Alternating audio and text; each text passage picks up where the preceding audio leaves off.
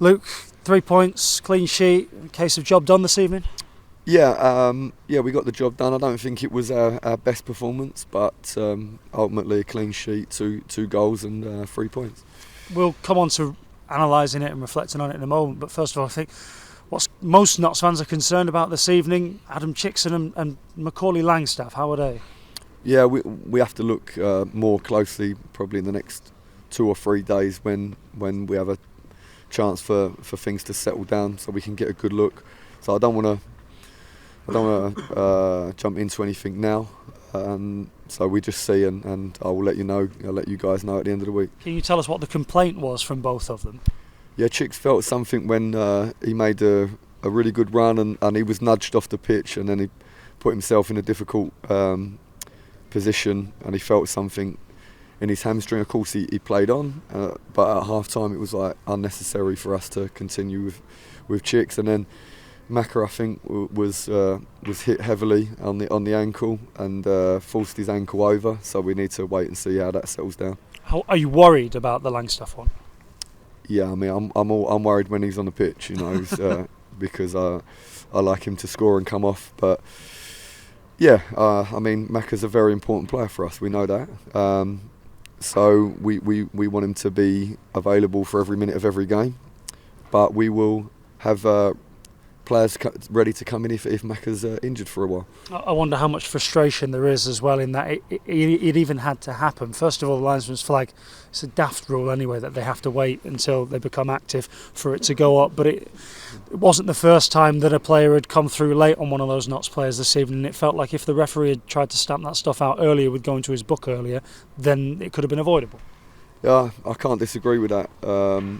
I know the referees have a tough job, and I always try to not talk about decisions too much, but I think there was some very aggressive fouls, and I don't like this rule because I think it's different with VAR because you allow the game to play on, and if there's a goal then you come back and review. But the linesmen at this level, when they know that a player is in an offside position, they're allowing 2 players to come together and challenge for a ball, and potentially there's an injury, or potentially you have to kick the ball long, and you didn't want to kick the ball long because you wanted to control the game, and it's just a crazy rule. We don't have VAR, so there's no point to let the game roll on and see what happens. But until that changes, we have to deal with that, and unfortunately Macca's been a victim of that rule, and also probably, as you say, he's been a victim of the referee not stamping authority on the game earlier. In the end, he gave a yellow card to Aaron for taking too long to take a throw in. It's incredible.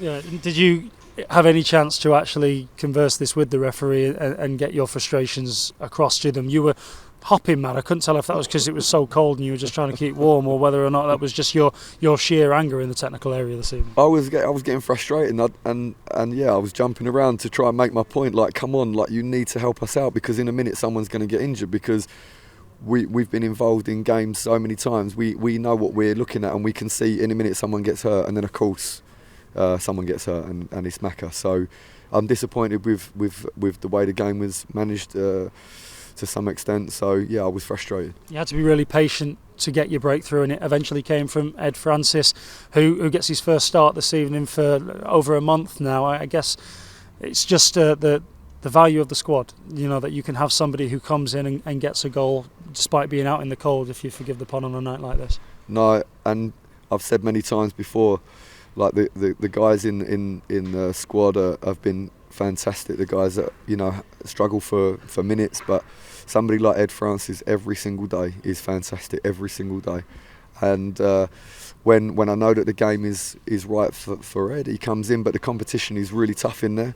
And so it doesn't mean Ed is not a quality player, of course. We know he's very, very good player, and he's a really, really terrific guy, and that means that he supports the lads when he doesn't play. He trains in an incredible way, and he came in and made a brilliant performance and made the breakthrough. Is that why he comes in on a night like this? Because not only it's a reward for all of that, but it keeps everybody invested and interested in the squad as well, that everybody's got a chance to play.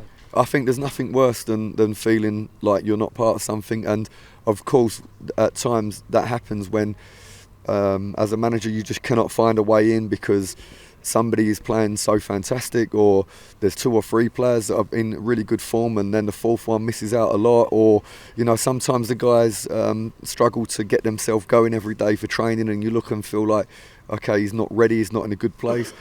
So it's very, very difficult, but provided that the players really give everything every single day, then I will try my very, very hardest to lie awake at night when you think about, okay, how do I fit this guy, and he deserves to play and it's the right time, and all these things that we have to go through as a manager.